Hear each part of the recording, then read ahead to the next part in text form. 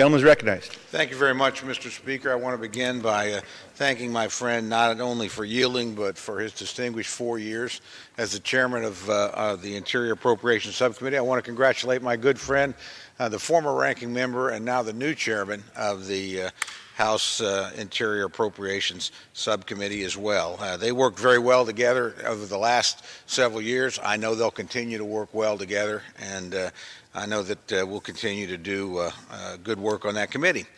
Mr. Speaker, to quote the great baseball player, American philosopher Yogi Berra, it's deja vu all over again. We considered this bill last week. The Senate told us at the time if we sent it to them, they weren't going to take it up, and the President said, by the way, I'm not going to sign it. So what are we doing this week? We're sending the exact same bill, and the Senate's told us the exact same thing, and the President has told us the exact same thing. So if anybody thinks this is accomplishing anything, it's not. And quite frankly, we should be embarrassed as members of the House of Representatives to bring this bill to the floor. There's not a single speaker in this chamber today that had a single thing to do with anything in this bill. No appropriator, nobody. It's totally a Senate product. So every speaker that gets up and talks about how important this is literally had nothing to do with writing it. As a matter of fact, in many cases, they had to give up things that they had succeeded in getting into the House bill, both Democrats and Republicans. And I think, frankly, candidly, honestly, any of us would admit the House bill and the conference product that was finished is a much better bill than this. If we're going to bring something to the floor, we're going to disagree. Why don't we at least bring something we're proud to bring here?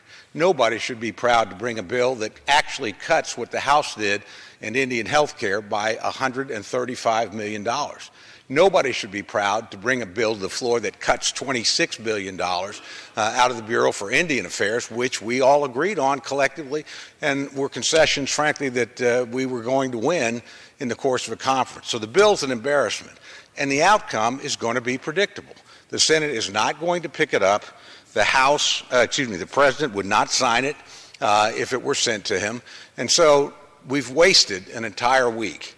And we've wasted the week because our friends can't sit down and split the difference, which, by the way, the President offered us in December. He asked for $5 billion. He told the negotiators, I'll take $2.5 billion. Splitting the difference is usually a definition of compromise. And instead, we hurtled on into a government shutdown that nobody in this chamber wanted. But we have a standoff at the top levels. I don't think anybody particularly looks good in this. The President, the Senate, certainly not the House. So I would hope, after we go through this charade, and it is a total charade, that we get back to work. And if we're going to present something here, let's at least present something we're proud of and that we actually participated in writing. So with that, again, this will end another sad week in this chamber, and I would urge the majority to get to work. Produce something that a Senate that is on the other party will pass and that a president will sign. If you don't, you're not governing.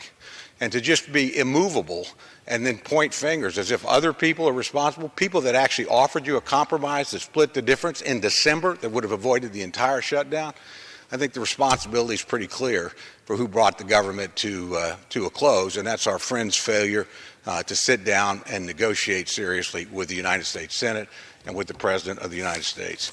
So I will oppose this measure, certainly will look forward to voting against it in the hope that we will eventually get back to the product that we wrote and produced and that would actually serve the American people better than this piece of legislation. With that, Mr. Speaker, I yield back the balance.